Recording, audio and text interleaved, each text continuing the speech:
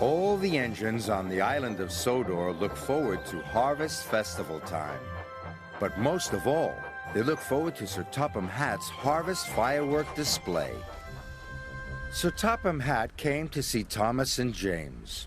James, you are to collect the fireworks from the depot. James was overjoyed. Thomas wasn't happy at all. But I wanted to collect the fireworks, Thomas pouted. Sir Topham Hatt chose me because I'm as red as a rocket and twice as grand. James steamed proudly across the countryside. Brightest and best, he hummed happily to himself. He was having a wonderful day. Thomas was still upset when he arrived at the shunting yards. Bother James, he grouched, and he biffed the troublesome trucks crossly around the yard.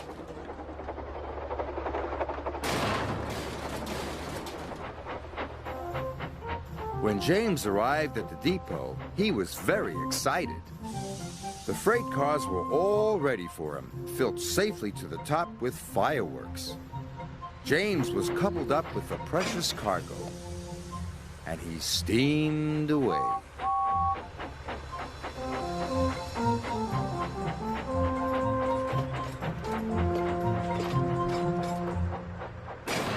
Thomas shunted the last truck crossly into place. The troublesome trucks were glad that job was finished. Oh. James happily steamed along. He was thinking about the fireworks. He was imagining all the sparkles, flashes, and shooting stars when suddenly there was a loud noise. And James ground to a halt. "I will have to go and call for help," said his driver. Thomas puffed back into Knapford Station as Gordon was letting off his passengers. Children and grown-ups from all over the island had come to see the fireworks. Seeing the children cheered Thomas up, but Sir Topham Hatt looked concerned. James has broken down, he said. You must collect him, Thomas, and bring him back, or the fireworks display will be canceled. "Oh, no," cried Thomas. "Then all the children will be sad." And he set off to collect James.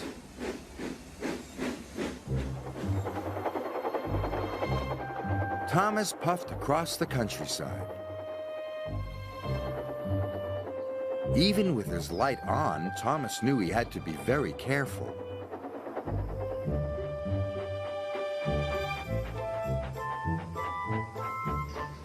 Thomas found James broken down on the track. "Hello, busted boiler," teased Thomas. "You don't look very useful now." James was upset. But when Thomas got behind James, he couldn't see ahead.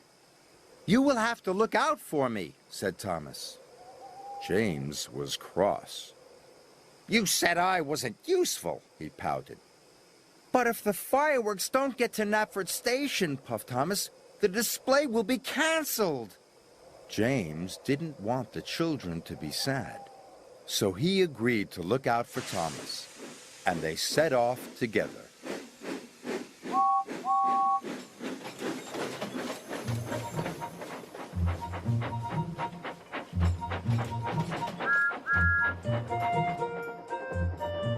When the track was straight and clear, James called out, "Go faster, Thomas!"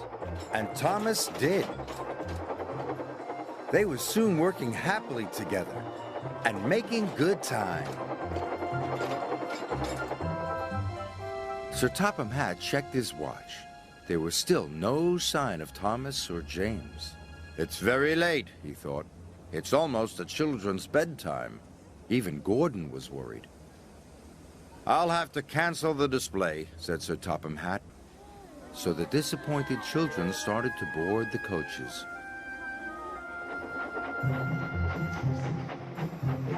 At last, they could see the signal lights. The signal had turned red. Thomas and James stopped. Why would the signal be red? Puzzled James.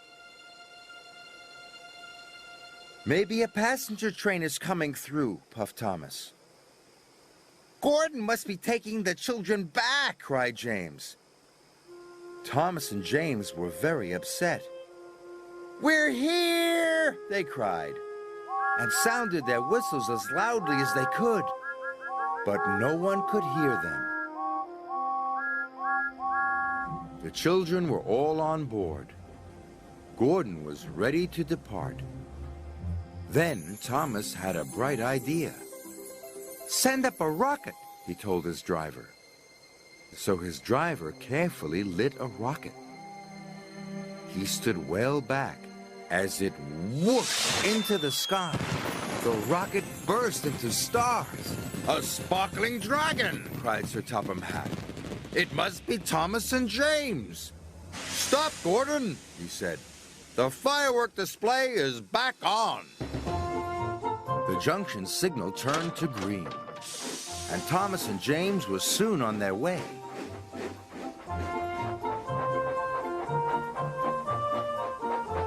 James and Thomas were soon at the station. The children cheered. Good work, Thomas, cried James happily. And good work, James, agreed Thomas. Good work, both of you, boomed Sir Topham Hatt. That night, Thomas and James watched the fireworks together. I think we are both useful engines, said James proudly. But we are most useful when we work together, puffed Thomas.